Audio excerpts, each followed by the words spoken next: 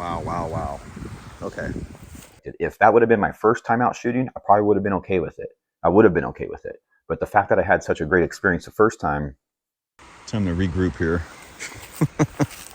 Guys, what's going on? Michael back with another awesome episode. In today's episode, we're going to be talking about my new Ruger American Generation 2 Predator model and my shooting woes that I went through yesterday and all that good stuff. Make sure and hang out till the end of the video. We're going to talk suppressors.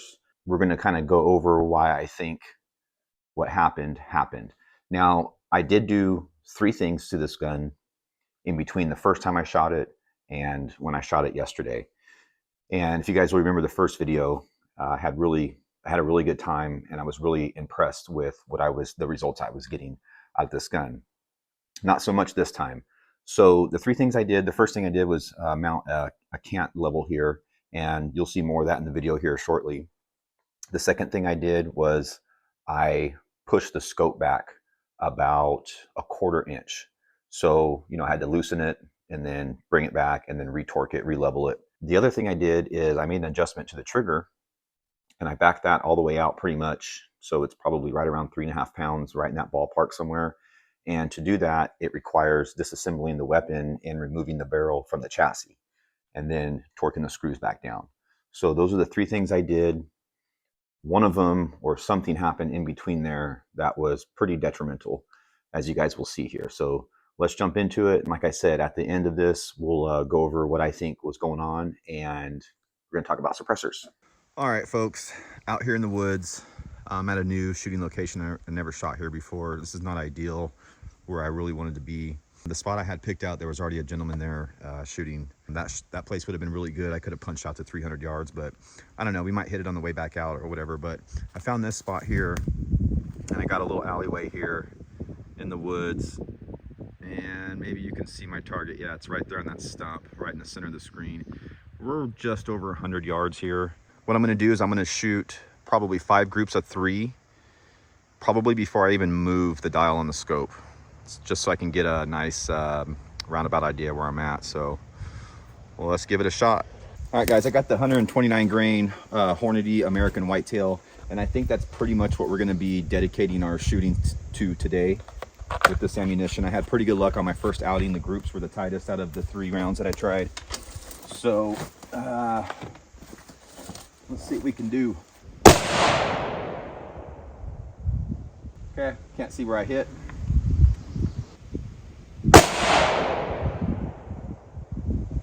Can't see my hit.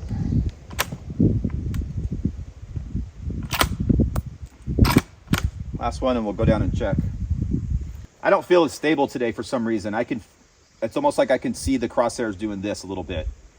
Whereas on my first day, it wasn't like that. So I don't know if my table's not 100% or what's going on here. Maybe that'll help. Feels a little better. Still shaking though.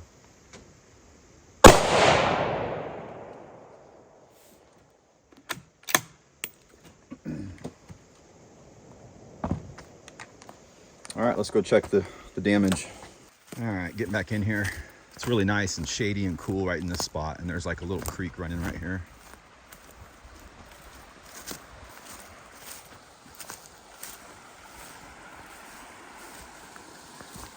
Okay, we got issues. Not one of those shots made it on target. Wow.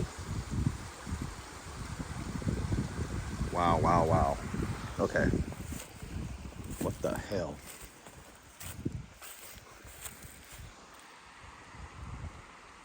Time to regroup here.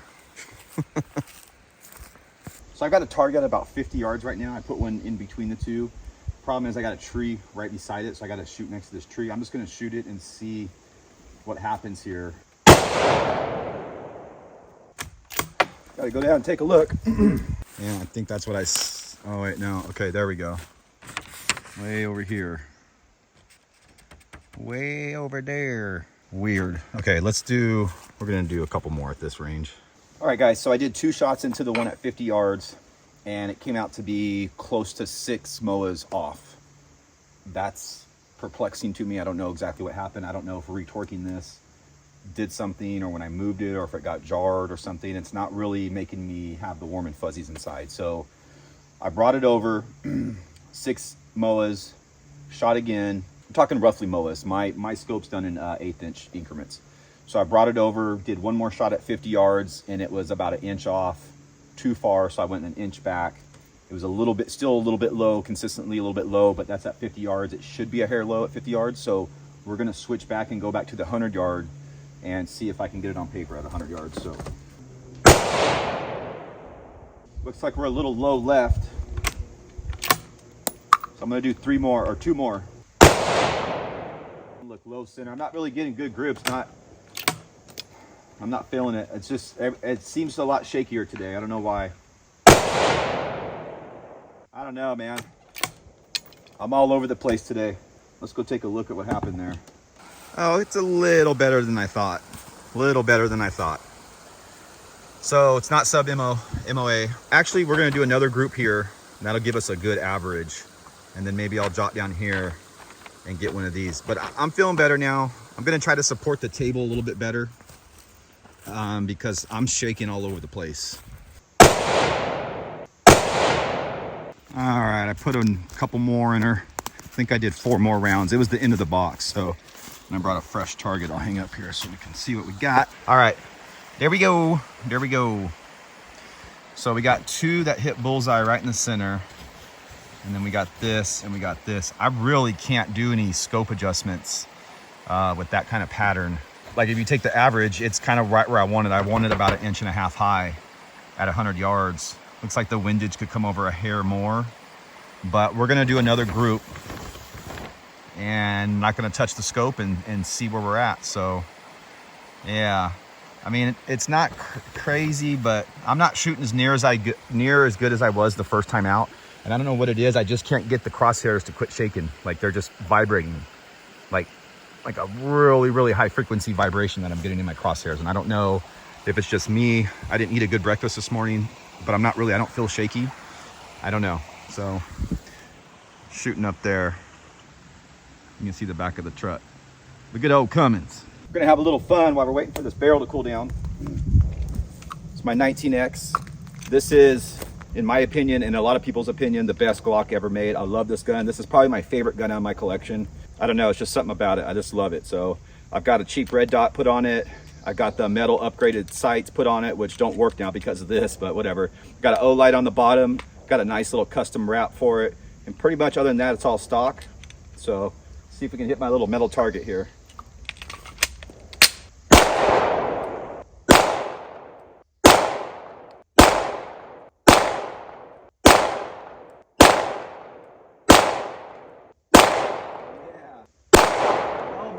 That's pretty fun. These metal targets are fun to shoot at. Just don't shoot them with an AR. All right, fresh box of ammo, fresh target, 100 yards. One more.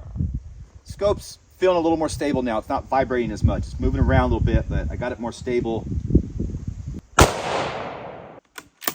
All right, let's go take a look. That's what I'm talking about, baby. That's what I'm talking about right there. Okay, another sub MOA group at 100 yards. A little high again, but again, I don't care if it's high, but it seems like everything's kind of cheating over a little bit here to the left. So I'm gonna drill 3 more in here and see what we get. That's awesome. I'm happy with that. All right, I just put 3 more in it.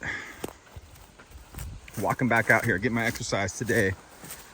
And look at that. Look at that. We almost did sub MOA on 6 rounds. So I think we got some decent data there. Everything again is still kind of hanging out to the left-hand side. I think I'll go a couple clicks over. I'm gonna leave the elevation alone. And then I'm gonna go for like one of these smaller targets and see what I can do, maybe one of these or something. But I mean, I can't complain with that. Really liking this cant level too. It's, you know, sometimes I get up and I think I'm all good and I look over and the bubble's all the way to the one side. So that's a really good investment if you guys are into this kind of thing. I'll put the links in the description for the scope and for the cant lever or the cant level. It's pretty awesome upgrade. And it folds in too, so when you're, you know,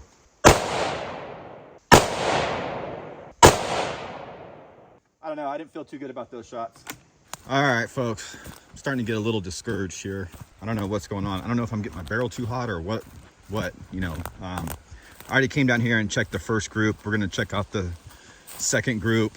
The first group's horrible. This was the first group we did right here. And then I have one way up here. And then here's the second group I just did, aiming for the 3. And I shot here. So I'm all over the place compared to those 6 shots. I don't know what's going on here. I thought if the barrel just got hot, maybe it would just shoot a little high, but I don't know. So still pulling to the left, you know, even after I made those adjustments, but then I got this one going way off to the right and high.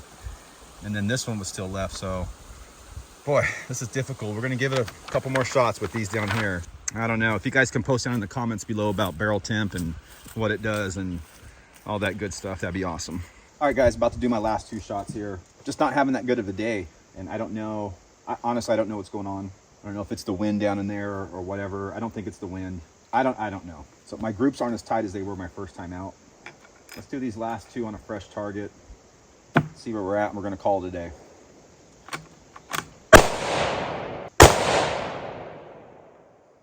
Not good. Let's go have a look. Alrighty, so this will be the first group. I think maybe we already looked at this one here. I don't know. Yeah, and then we got this one here, these 3, again, way off. And then I came down here. This is a bit better. I think I actually shot one and then made a scope adjustment on this group here. But yeah, there's that. And then this is the last 2 right here, aiming right for the one right here. So I don't know. I'm just not having the best shooting day, I guess. Or this is what you get when you have a cheap scope. I don't know yet. So we got to make another outing with this scope, guys. Just get some more practice in. Today I was feeling shaky, or my scope was shaking. I don't know. Maybe there's a little gremlin in there. But yeah, I just didn't feel as stable and solid as I did on my first outing. And I don't know if I had the table set up a little bit different or what, but let's get home and do a debrief. All right, folks. So as you can see, I was having some issues there, especially in the beginning with the scope being off about 6 MOAs. That was wild. I don't know how moving the scope back a 1/4 inch could make it that far off. And I don't think that, you know, pulling the gun apart and putting it back together would make it that far off either. Now, if I'm wrong, you guys can, you know, correct me in the comments below. You know, because the scope mounting rings were never taken off the barrel. So I don't know how the scope was knocked that far off. Now, the roads going up there were really bumpy. I've been handling the gun a lot in between shooting it the first time and, you know, when I shot it yesterday. So I don't know if, you know, the scope got bumped, whatever, but nothing, the gun didn't fall, nothing like that happened. So really perplexing why that was off. So, you know, I can't wait to go out shooting, you know, next weekend and see where the scope's at then. If the scope's off again, then we're going to be ditching this thing and going with something better, because I can't have that in the back of my head wondering if my scope's ever going to be on or off, or if it's got bumped or knocked or whatever. So hopefully when I retorqued it and moved it back and re-leveled it and everything, hopefully that's when it happened. But again, I just can't see it getting off that far from just sliding it back a little bit. So again, if you guys have any comments or suggestions, just post them down in the comments below, and we'll go from there. So if you guys can like kind of notice in the video, when I did get the scope back to where it needed to be, my groups got better. They were more on target and they tightened up a little bit. And there's that. Now at the same time, I was having shaking issues. I don't know what was going on. I don't know if the table wasn't right, or I don't know. It was different, because the first time I went out shooting, everything was rock solid. I could just sit there and hold the crosshairs right where I wanted them to. Yesterday, it wasn't that way. The crosshairs were pretty much bouncing around, probably as much as the bullseye was thick. And it was just a real fast oscillation, like vibrating. It wasn't like back and forth like this. It was just really super fast. So that was a bit interesting. The other thing too is I'm thinking now, after I had some time to think about it, that possibly I got my barrel, you know, too warm, and it started throwing some of the shots off. on top of me being shaky, I did have a couple strays that you guys seen. And, I don't know much about heating the barrel. I don't know what the max would be. I just don't know. So maybe next time I'll bring a temp gun and a barrel cooler or something, a little fan to stick in there or something. I don't know if it's going to throw it off that much and make my groups go from sub MOA to 2 or 3 MOA at 100 yards. That's just, we can't be having that. So again, I'm trying to learn all this stuff, and just one step at a time. But yesterday was a little bit of a downer for me because I didn't get the results that I had expected. If that would have been my first time out shooting, I probably would have been okay with it. I would have been okay with it. But the fact that I had such a great experience the first time, just, they should have been flipped. But they weren't, and that's just part of the learning experience. And we're just going to take it with a grain of salt and move forward and try to get on to the next level. So yeah, suppressors. Let's talk suppressors real quick before we get out of here, guys. Some of you guys may know that there's a lot of stuff going on with the federal government with suppressors right now and trying to get them removed from the NFA. And I think I talked a little bit about that in one of my other videos. The thing is, one thing I didn't really realize when I made that video is Oregon, along with several other states, I want to say approximately 20 states, have specific state laws regarding suppressors. Okay, for instance, Oregon state law requires a registry or some type of licensing in order to own a suppressor or buy a suppressor.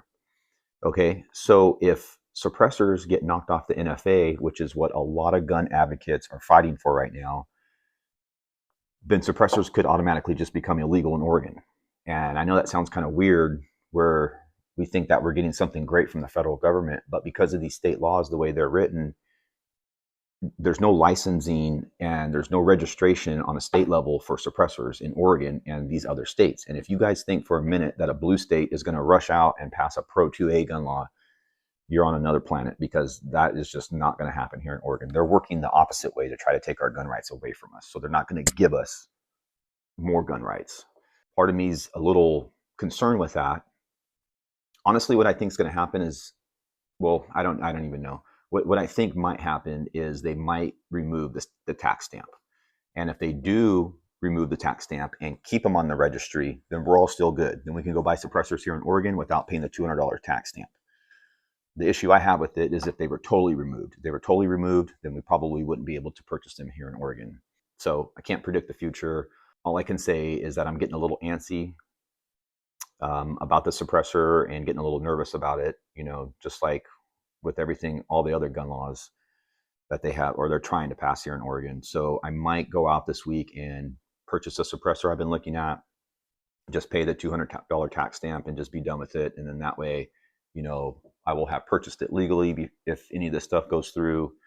And if it does, say they do remove the tax stamp and keep it on the registry, well, then I just, lost $200 on the purchase. I'm fine with that, whatever.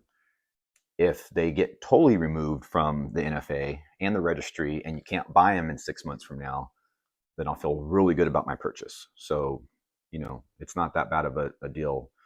So hopefully the next video you guys will see of this rifle will be me having the suppressor for it. So keep your fingers crossed for that. We'll see what happens. And possibly I'll make a video on buying a suppressor here in Oregon too, and to show you guys what it takes and whatnot. So a little bit longer waiting process, a little bit more paperwork and that kind of thing. So I hope you guys enjoyed this video. I appreciate you guys sticking around. If you guys are still sticking around during this time, make sure and hit that subscribe button, hit that like button. Remember, all the links down in the description below, all those Amazon links are affiliate links and they help the channel tremendously. Last month was my best month ever in the history of me making YouTube videos, and I really appreciate all that you guys are doing to help the channel. And yeah, so until next time, folks.